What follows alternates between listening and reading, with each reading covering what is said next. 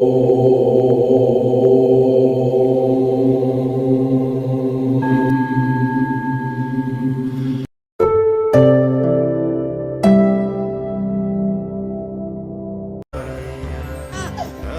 कृष्णा।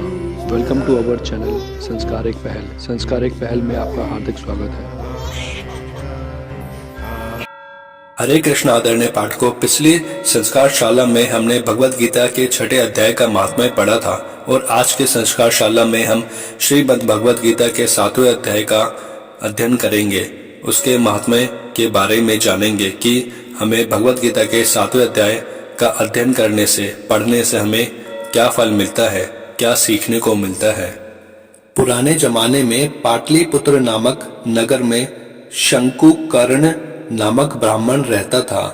वह अपनी ब्राह्मण वृत्ति भूलकर धन अर्जन में लग गया, अर्थात वह अपने ब्राह्मण के कार्य को भूलकर दूसरे कार्यों में लग गया, अर्थात धन कमाने में लग गया।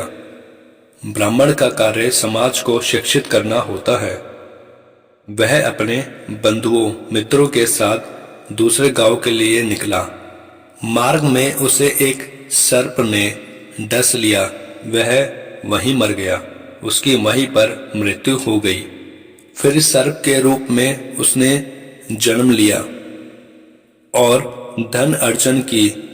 धन कमाने की प्रवृत्ति के कारण वह जमीन में गड़ी निधि की रक्षा करते हुए जीवन बिताने लगा।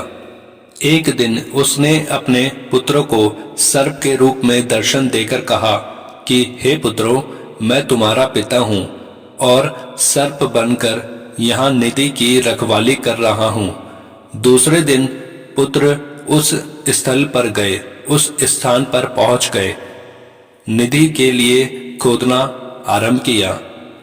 तब उस सर्प ने अपने फन फैलाकर उठ खड़ा हुआ और कहा कि हे पुत्रों, भगवत गीता के 7वें अध्याय अर्थात 7वें अध्याय का पारायण करो, इससे मुझे मोक्ष की प्राप्ति होगी।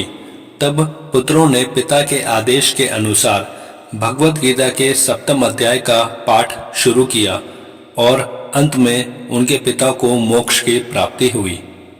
अमृतमय गीता के 7वें अध्याय का पारायण करे तो वह प्राणियों को जन्म और मृत्यु के दुखों से मुक्त कराएगा।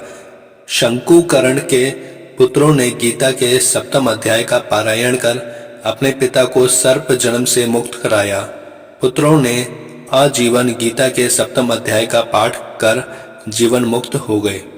इस तरह भगवत गीता के 7वें अध्याय के पारायण से मनुष्य ही नहीं बल्कि पितृदेव, सर्प आदि नीच योनियों में जन्मे प्राणी को भी मोक्ष प्राप्त होता है। गीता के 7वें अध्याय के पारायण का फल मनुष्य, पितृदेव एवं सारी सर्प आदि योनियों का कल्याण होना। भगवत गीता के हर एक अध्याय का अध्ययन करने से हमें कुछ न कुछ अवश्य प्राप्त होता है। इसलिए आप भी भगवत गीता के अध्यायों का अध्ययन करें और अपना और परिवार का कल्याण करें। अगली वीडियो में हम श्रीमद् भगवत गीता के 8वें अध्याय का महात्म्य पढ़ेंगे। आपका आभार। हरि बोल।